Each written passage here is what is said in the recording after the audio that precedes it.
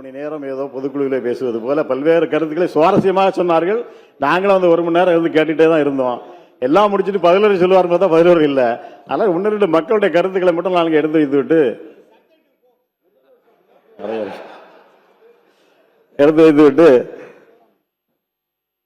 இந்த அவையினுடைய கவனத்தை ஈர்த்து விட்டு நான் போறேன். 2வது,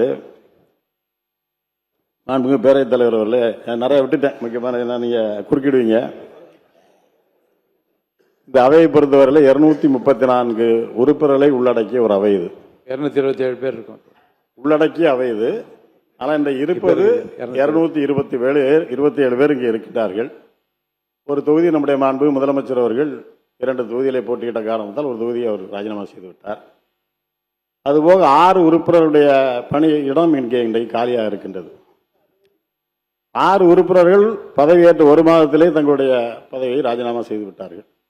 என்ன காரணம் என்பது இன்று முழுமையாக வெட்ட வெளிச்சமா யாருக்கும் தெரியவில்லை. ஆனால் அவங்களுடைய விருப்பம், ஆனால் மக்களுக்கு தெரிகின்றது. இல்லை, என்னுடைய கோரிக்கை என்னன்னா, இந்த 6 தொகுதிகளுடைய மக்களுடைய குரல் இந்த அவையிலே இன்றைக்கு முடக்கப்பட்டிருக்கின்றது. அவர்களுக்கு குரல் கொடுப்பதற்கு இன்றைக்கு ஆள் இல்லை.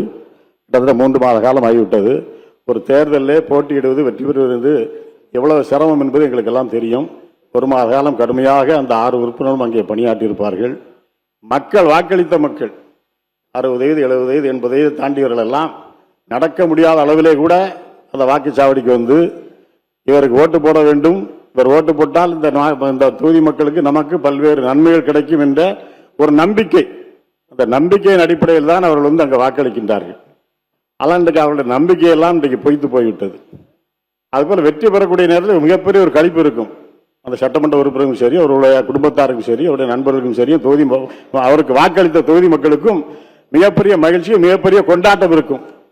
5 ஆண்டு காலம் இந்த எம்எல்ஏ பதவி என்ற ஒரு மிகப்பெரிய ஒரு அந்தஸ்து, ஒரு மிகப்பெரிய மரியாதை, இதையெல்லாம் ஒருவர் இழந்துவிட்டு வெற்றி பெற்று பதவியேற்ற ஒரே மாத காலத்திற்குள்ள ஒரு கூட்டத்தொடரை கூட கலந்து கொள்ளாமல் பதவியை ராஜினாமா செய்கின்றார் என்று சொன்னால் இதை விட பெரிய ஆதாயம் கிடைத்தால் தான் பண்ணுவாரே தவிர சாதாரணமாக பண்ண மாட்டார். அப்படி நீங்க பேசலாம். மாண்பு உறுப்பினர் முதல்ல வந்து அவருடைய விலகல் கடிதம் விதிகளின் முறைப்படி ஏற்றுக்கொள்ளப்பட்டு இப்போ வழக்கு மன்றத்தில் வழக்கு இருக்கிறது.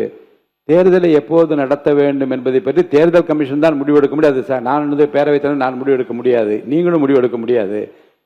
அது தேர்தல் ஆணையம் எப்போது முடிவெடுத்து தேர்தல் நடந்தாலும் மக்கள் பணி ஆற்றுவதற்கு நிச்சயமாக அந்த யார் அங்கே வெற்றி பெறுகின்றால் அவர்கள் அது தயாராக இருப்பார்கள். உங்களை பொறுத்த வரைக்கும் இந்த விவாதத்துக்குள்ளே போகாமல் மற்ற கருத்துக்களை மானிய கோரிக்கை ஒட்டி பேசுமாறு நான் கேட்டுக்கொள். மாண்புமிகு பொதுப்பணித்துறை அமைச்சர் அவர்கள். மாண்புமிகு பேரவைத் தலைவர்களே, சட்டமன்ற உறுப்பினர் பதிவு செய்தார். 6 எம்எல்ஏ தொகுதி வந்து வேக்கண்டா இருக்கு. அந்த மக்களுடைய குரலை வந்து கேட்பதற்கு யாரும் இல்லைன்னுங்கிற ஒரு பதிவு பண்ணாரு. மாண்புமிகு முதலமைச்சர் அமைச்சர்களை ஒவ்வொரு மாவட்டத்திற்கும் ஒரு ஜிஓ போட்டு ஆல்ரெடி அப்பாயின்மெண்ட் பண்ணியிருக்காரு. ஒவ்வொரு மாவட்ட அமைச்சருடைய பொறுப்பு அந்தந்த மாவட்டத்தில் கூட அனைத்து சட்டமன்ற உறுப்பினர் தொகுதியை வந்து எல்லா பிரச்சனையிலும் கேட்டு உடனடியாக நடவடிக்கை எடுக்கிறது தான் மாண்புமிகு முதலமைச்சர் ஆல்ரெடி அப்பாயின்மெண்ட் பண்ணியிருக்கிறார். அதனால அந்த 6 தொகுதியிலும் சட்டமன்ற உறுப்பினர்கள் இல்லைன்னாலும் பொறுப்பு அமைச்சர்கள் 234 தொகுதியும் என்னென்ன தேவைகள், குடிநீர் பிரச்சனை எல்லா என்னென்ன தேவைகளோ அதை அந்தந்த அமைச்சர்களுடைய நேரடி கண்காணிப்பில் முதலமைச்சருடைய அலுவலகம் முதலமைச்சரும் நேரடியாக கண்காணிப்பில் இருக்கிறாருங்கிறத நாங்க பதிவு செய்கிறோம். திருப்பியும் அவர் அரசியல் பக்கமே வந்துட்டு இருக்காரு. மானிய கோரிக்கை விவாதம் பக்கம் வரமாட்டேங்கிறாரு. சொல்லிட்டேன். மாண்பு எதிர்கட்சி தலைவர் அவர்கள், பேரவைத் தலைவர் அவர்களே, இந்த பொறுப்பு அமைச்சருங்கிறது எல்லா அரசுலையும் எல்லா முதலமைச்சர்களும் எடுக்கக்கூடிய நடவடிக்கை தான். என்னுடைய சட்டமன்ற உறுப்பினர் கேட்பது, அந்த 6 சட்டமன்ற உறுப்பினர்கள் எந்த ஒரு கூட்டத்தொடரில் கூட கலந்து கொள்ளாம தன்னுடைய பதவி ராஜினாமா பண்ணிட்டாங்க. யாரையும் அவர் குற்றம் சாட்டல, அது மக்களுடைய முடிவுக்கு அவர் விட்டு விட்டார். மாண்பு உறுப்பினர் மாண்பு அவை முன்னவர் அவர்கள். மாண்பு பேரவைத் தலைவர்களே, 6 சட்டமன்ற உறுப்பினர்களை பற்றி இங்கே ஆஸ்டின் அவர்கள் இங்கே குறிப்பிட்டார்கள். 6 சட்டமன்ற உறுப்பினருடைய குறைகள் என்ன இருக்கிறது என்பதை எங்களை போன்ற அமைச்சர்கள் அங்கே சென்று மக்களை கூட்டி மனுக்களை பெற்று அதற்கான நடவடிக்கை மேற்கொண்டு வருகிறோம் என்பதை நடக்கிறது. நீங்க இப்ப மட்டும் சொன்ன மட்டும் எப்படி நடந்துரு? மாண்பு முன்னாள் முதலமைச்சர் எடப்பாடி கே பழனிசாமி அவர்கள். மாண்பு பேரவைத் தலைவர்கள், ஒரு நாள்லாம் நடக்க முடியாது. எந்த அமைச்சர் போய் ஒரே நாளில் வந்து மக்களுடைய தொகுதி பிரச்சனை பேச முடியும்? எனக்கு ஒரு சட்டமன்ற உறுப்பினர் இருந்தால் தான் அவர்கள் வந்து அந்த தொகுதியில் போய் பார்த்து மக்களை பார்த்து மக்களுடைய பிரச்சனையை கொண்டு வந்து அரசுடைய கவனத்துக்கு கொண்டு வராங்க, அமைச்சருடைய கவனத்துக்கு கொண்டு வராங்க.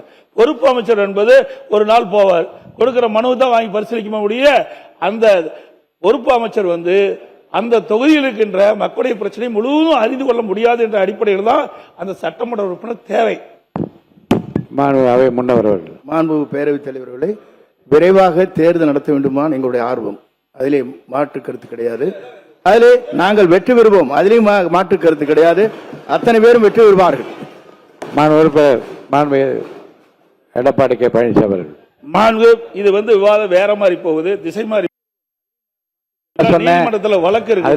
நான் தான் சொன்னேன் வழக்கு இருக்கு. இல்ல நான் சொல்லிட்டேன் வழக்கு இருக்கு. என்னது? பேரவைத் தலைவர் அவர்களே வெற்றி பெற்ற பிறகு தங்களை சந்தித்து ஒரு மனு கொடுக்கின்றார். அந்த நிகழ்ச்சியிலே ஒரு சட்டமன்ற உறுப்பினர் பங்கு பெறுகிறார்.